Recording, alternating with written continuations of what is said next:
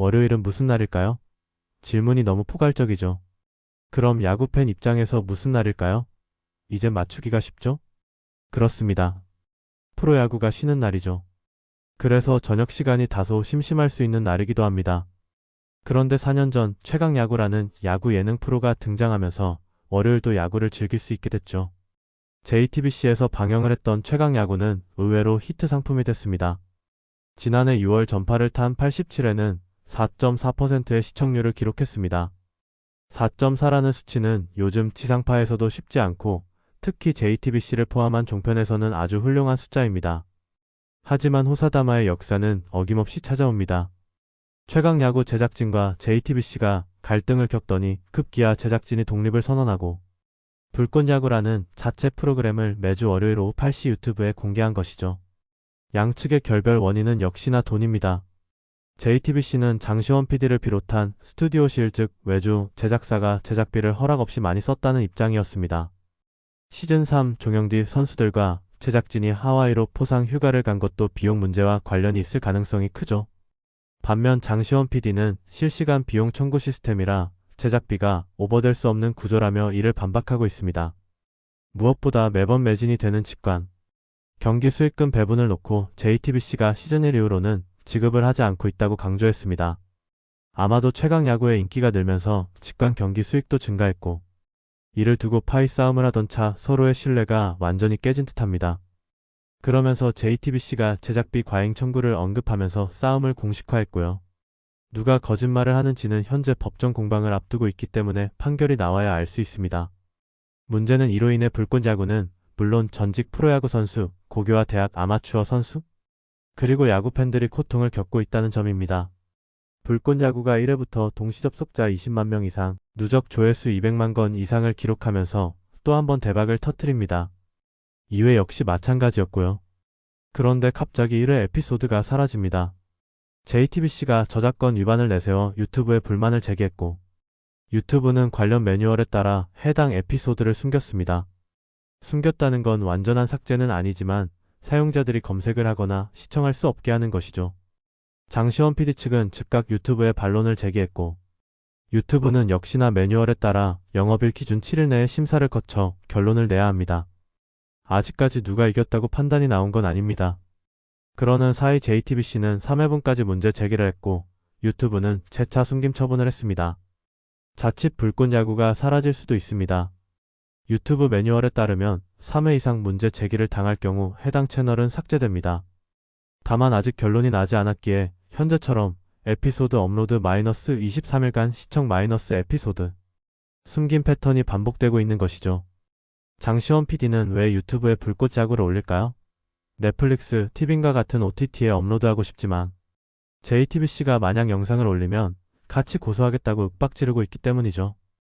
야구 팬으로서 컨텐츠 제작자로서 참 안타깝습니다. 많은 사람들의 응원을 받고 있는 프로그램이 돈 때문에, 감정 때문에 사라지고 있는 현실이 말이죠. 다수의 팬과 시청자들도 이런 사태를 만든 장본인 JTBC를 비난하고 있습니다. JTBC 방송은 보지 않겠다며 불매를 하는 분들도 서서히 늘고 있습니다.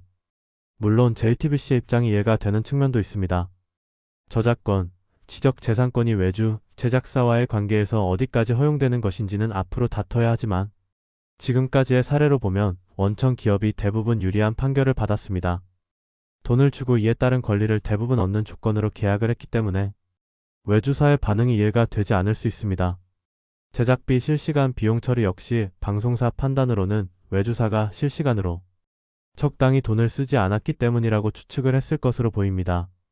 직관 경기 수익 배분 역시 계약서에 별도 표기되지 않았을 수도 있고요. 그럼에도 JTBC가 놓치고 있는 부분을 지적할 수밖에 없습니다. 가장 큰 부분이 바로 방송사와 제작물의 공공성입니다. 물론 종편은 KBS나 MBC와는 다르지만 국민이 낸 세금으로 만든 각종 방송 인프라를 쓰고 있습니다. 게다가 정기적으로 방송 라이선스를 재발급 받아야 하는 국민과 시청자의 지지를 먹고 살아야 하는 태생적 한계이자 강점을 근본으로 합니다.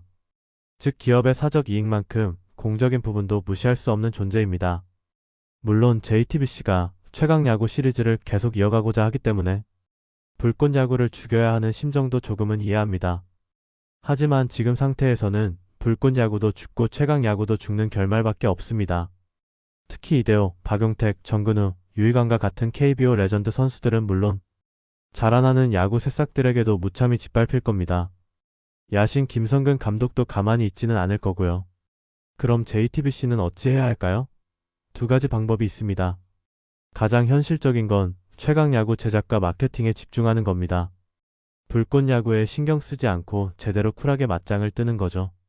최강 야구가 더 재미있고 감동이 있다면 불꽃 야구 시청자들도 최강 야구로 갈아탈 겁니다. 차선책은 외주사와 화해를 하는 겁니다. 물론 빈정이 상해서 이럴 가능성이 낮긴 하지만 그래도 돈을 위해서 참아보는 것이죠.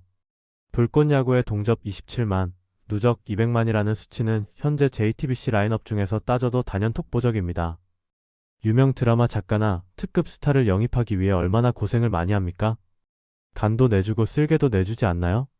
그에 비하면 장시원 PD는 대등한 파트너 아닙니까? 무엇보다 최강 야구를 자체 제작할 능력이나 여유가 있는지 궁금하군요. 다른 외주사를 쓸 가능성이 큰데 들어가는 돈이 전보다 팍 줄지는 않을 겁니다. 그렇다면 결과를 장담할 수 없는 상황에서 큰 도박을 하는 셈이죠.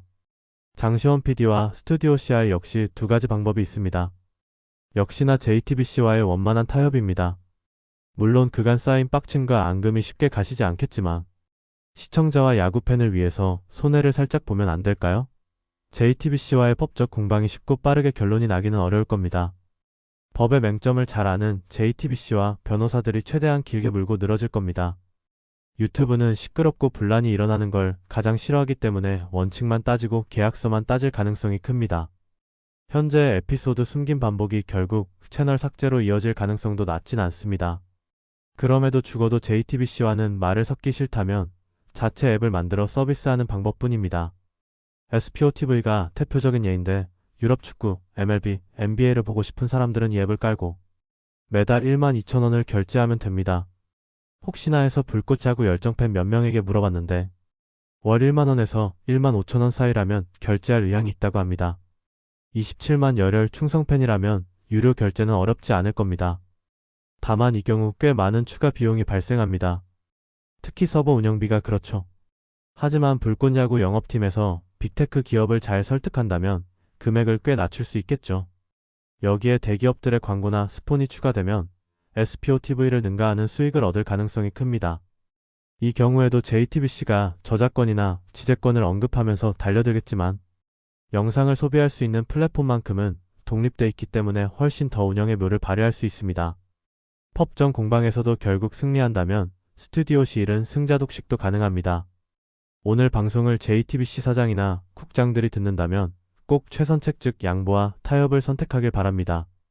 JTBC는 최강 야구가 잘 되면 욕먹고 못 돼야 그나마 여론의 관심이 끊긴 채 조용히 지낼 수 있습니다. 반면 불꽃 야구가 자체 생존에 성공하면 욕은 욕대로 먹고 그나마 벌던 돈도 끊깁니다. 이건 쉬운 편에 속하는 게임이론 아닐까요? 구독 부탁드립니다.